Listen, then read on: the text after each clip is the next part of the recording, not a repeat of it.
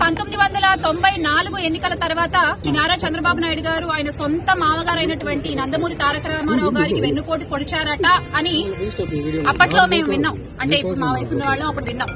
అప్పటి నుంచి ఇప్పటి వరకు కూడా అంటే మొన్న జరిగినటువంటి 2024 ఎన్నికల తర్వాత ప్రజలకి ఆయన పొడిచిన వెన్నుపోటుతో సహా కలిపి ప్రత్యక్షంగా చూస్తున్నాం. చంద్రబాబు నాయుడు గారు అంటే వెన్నుపోటు అంటే చంద్రబాబు నాయుడు గారు 4 సార్లు ముఖ్యమంత్రి అయ్యాను అని గొప్పగా చెప్పుకునేటువంటి చంద్రబాబు నాయుడు గారు ఒక్కసారైనా వెన్నుపోటు లేకుండా పరిపాలన చేశారా అని ప్రశ్నిస్తున్నాం.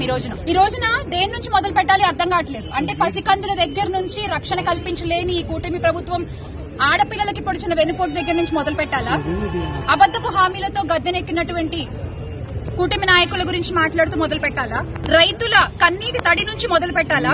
విద్యార్థులకు వీళ్ళు పొడిచిన వెన్నుపోటు వల్ల ఆ విద్యార్థులు ఉన్నటువంటి ఆ ఆవేశపు వేడి నుంచి మొదలు పెట్టాలా? ఎండియు వాహనాలు రద్దు చేసి కొన్ని లక్షల కుటుంబాలని రోడ్డు మీదకి లాగేసినారు ఈ రోజున. మరి అక్కడి నుంచి మొదలు పెట్టాలా? లేకపోతే డిఎస్సీ అభ్యర్థుల్ని అతి దారుణంగా వెన్నుపోటు పొడిచారు, అక్కడి నుంచి మొదలు పెట్టాలా? ఇలా చెప్పుకుంటూ పోతే దేని నుంచి మొదలు పెట్టాలో తెలియనటువంటి పరిస్థితి.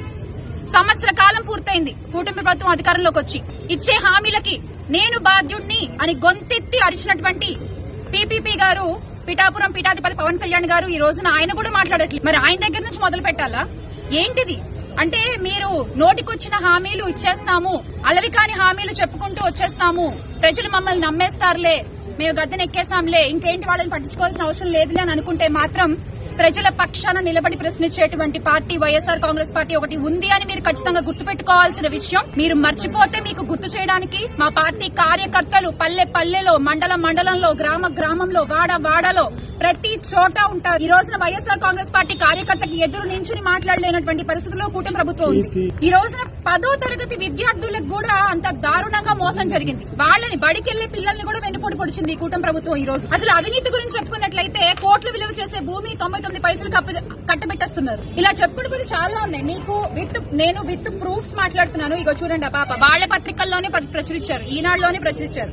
ఈ పాప 10లో ఫెయిల్ అయ్యి సబ్జెక్టు పునఃమూల్యాంకనంలో 96 మార్కులు తెచ్చుకుంది. కానీ ఈ పాపకి అప్పటికే ఐఐటీలో అప్లై చేసుకునేటువంటి టైం అయిపోవడం వల్ల ఇప్పుడు ఆ పాపకి అడ్మిషన్ లేదు.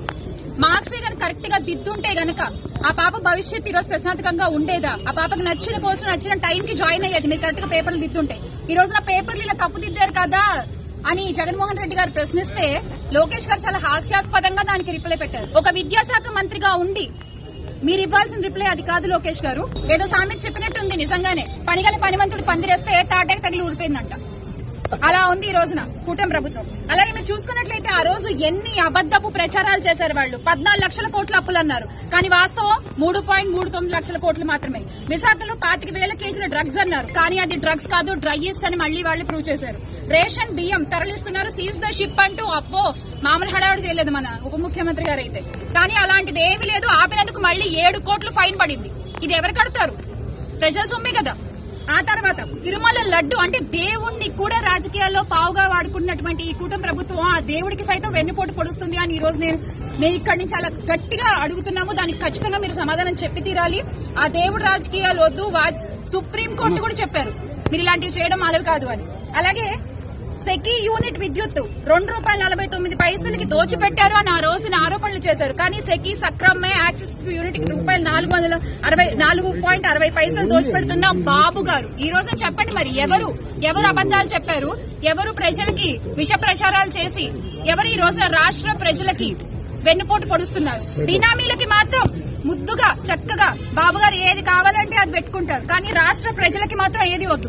ఇది వెన్నుపోటు కాదా అని అడుగుతున్నాను నేను. ఈ రోజు ఖచ్చితంగా మనం ఇవన్నీ కూడా అడగాల్సిన పరిస్థితి. అందుకే జూన్ 4వ తారీఖున సంవత్సర కాలం పూర్తయింది కాబట్టి కుటుంబ ప్రభుత్వం అధికారంలోకి వచ్చి అంటే ఎంత ఎక్స్పీరియన్స్డ్ సీఎం అని ఆయన అన్నారు కదా, నిజంగానే ఒప్పుకోవాలి ఆయన. ఎందుకు అంటే జగన్మోహన్ రెడ్డి గారు ఒక్కసారి ముఖ్యమంత్రిగా ఉన్నప్పుడు 5 ఏళ్ల కాలంలో చేసినటువంటి ఆయన అప్పుల్లో చంద్రబాబు నాయుడు గారు 40% అప్పుడే మొదటి ఏడాదిలోనే చేస్తారు. ఎక్స్పీరియన్స్ 4 సార్లు ముఖ్యమంత్రిగా ఉన్నారు కదా ఆయన. 40 సంవత్సరాల ఇండస్ట్రీ కదా. ఖచ్చితంగా ప్రజలు కోరుకున్న పాలన వైఎస్ జగన్మోహన్ రెడ్డి గారి పాలన. ప్రజలు మళ్లీ అధికారంలో చూడాలనుకున్నటువంటి పార్టీ వైఎస్ఆర్ కాంగ్రెస్ పార్టీ. ఈ రోజున టీడీపీ కార్యకర్తలు కూడా వైఎస్ఆర్ కాంగ్రెస్ పార్టీ వైపు చూస్తున్నారు అంటే దానికి కారణం మీ పాలన మాత్రమే. ఖచ్చితంగా ప్రతి ఒక్కరు ఇది గుర్తుపెట్టుకోవాలి. తిరిగి మళ్లీ అధికారంలోకి మా జగన్మోహన్ రెడ్డి గారు వస్తారు, ఆయన ముఖ్యమంత్రిగా చేసుకుంటాము.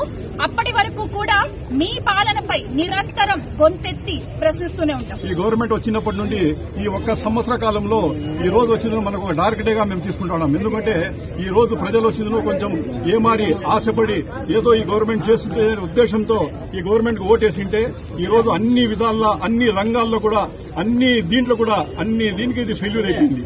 మన ఎగ్జాంపుల్ ఎత్తుకోండి, ఈవెన్ లాస్ట్ కు ఏ రంగంలో కూడా ఎత్తుకోండి, ఈవెన్ టెంపుల్స్ లో కూడా మన వీళ్ళ రాజకీయ కక్షతో అతి పవిత్రమైన లడ్డూని కూడా అపవిత్రం చేసేదానికి వీళ్ళందరూ దాన్ని కూడా రాజకీయాలు చేశారు.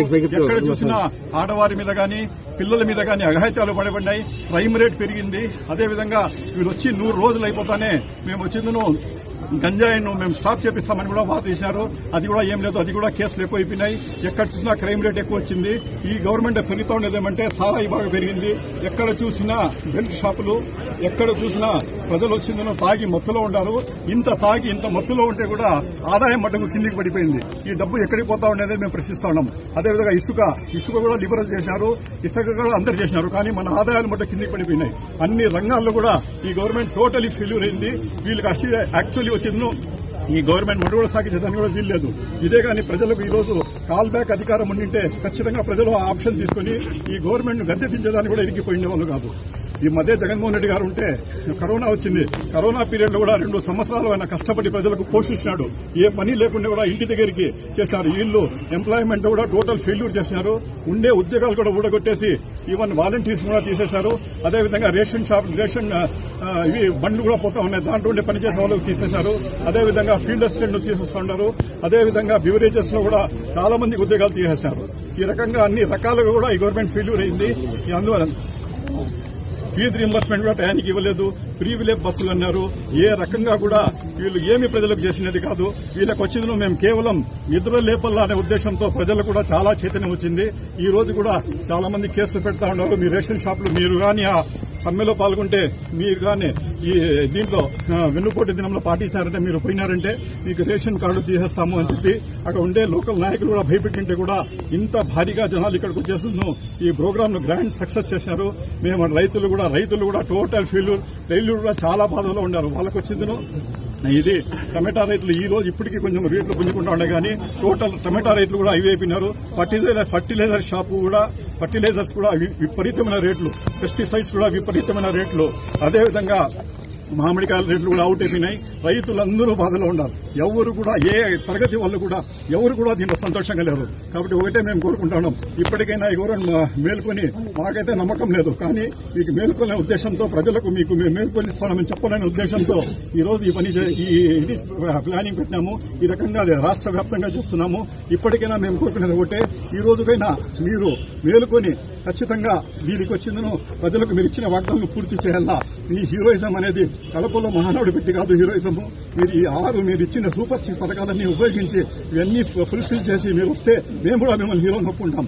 అప్పటి వరకు ఖచ్చితంగా ఇప్పుడు ఇదంతా మేము చూపిస్తున్నాం, ప్రజలకు మీ ఫెయిల్యూర్స్ అని చూపిస్తున్నాం. ఇదే ధోరణిలో నిద్రావస్థలో కానీ గవర్నమెంట్ ఉంటే ఖచ్చితంగా ఫర్దర్ కూడా మేము రకరకాల ఇది పెట్టేసి మేము పోరాటాలు చేయాలని కూడా తయారు ఈ సందర్భంగా మనం చేసుకుంటాం.